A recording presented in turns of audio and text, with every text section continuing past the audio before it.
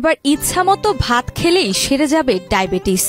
শুনতে আশ্চর্য লাগলেও সত্য, এবার ডায়াবেটিস রোগীদের কথা চিন্তা করে চাষ করা হয়েছে নতুন এক জাতের ধান, নাম যার ডায়াবেটিস ধান।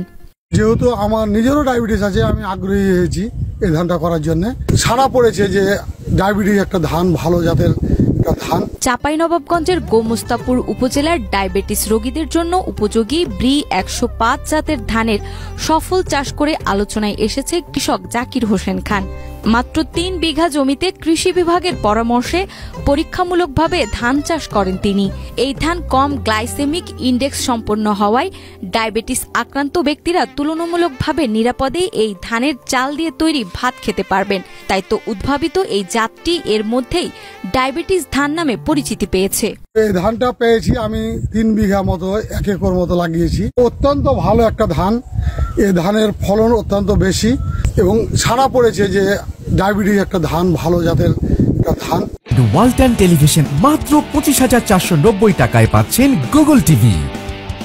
কৃষি অফিস থেকে ধান দিয়েছিল ডায়াবেটিস ধান, সেটা পরীক্ষামূলকভাবে 3 বিঘা জমিতে লাগানো হয়েছে। বোঝা যাচ্ছে যে ধানটা অনেক ফলনশীল হবে। কৃষক জাকির হোসেন জানান, ব্রি 105 চাষে ভালো ফলন পাওয়া গেছে এবং ধানটি চিকন, লম্বা ও দেখতে আকর্ষণীয়। চাষে রোগবালাই খুব কম এবং সম্পূর্ণ ফলন পেতে সময় লাগে প্রায় 148 দিন। এই ধানে কার্বোহাইড্রেটের পরিমাণ কম থাকায় এবং গ্লাইসেমিক ইন্ডেক্সও স্বল্প হওয়ায় এটি ডায়াবেটিক্স রোগীদের জন্য অনেক বেশি স্বাস্থ্যসম্মত। সুগার ফ্রি, এবার ধানের গুণগত মান ভালো, ধানের দেখতেও সুন্দর। বাড়িতে কিংবা গ্রামে ডায়াবেটিস রোগী আছে, সেহেতু যদি ডায়াবেটিস ধানটা চাষ করা যায়, ডায়াবেটিসটাও অনেক কন্ট্রোলে আসবে। জাকির হোসেন খানের দেখা দেখি অনেকেই এই ডায়াবেটিস ধান চাষে আগ্রহ প্রকাশ করেছে। নিজের পরিবার ও দেশের জন্য এই ধান খুবই উপযোগী বলছেন আগ্রহী চাষিরা। ধান দেখে মনে হচ্ছে খুব ভালো ফলনশীল মনে হচ্ছে ধান হবে, মোটামুটি 28-30 মণ বিঘা ধান হওয়ার মতন ধান। তো আমরাও দেখে ইচ্ছুক না এই জমির ধানটা করা যাবে, আমরা ইচ্ছা করেছি কি 2-1 বিঘা করে প্রতিটা কিস্তেন বা আমি নিজে করব।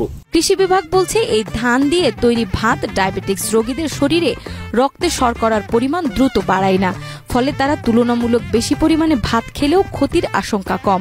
এই জাতের ধানের সম্প্রসারণ দেশের কৃষি অর্থনীতিতেও ইতিবাচক প্রভাব ফেলবে।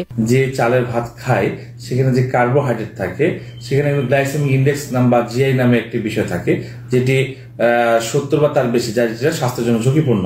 এই জন্য কিন্তু ডাক্তাররা সাধারণত ভাত কম খেতে ফেলে।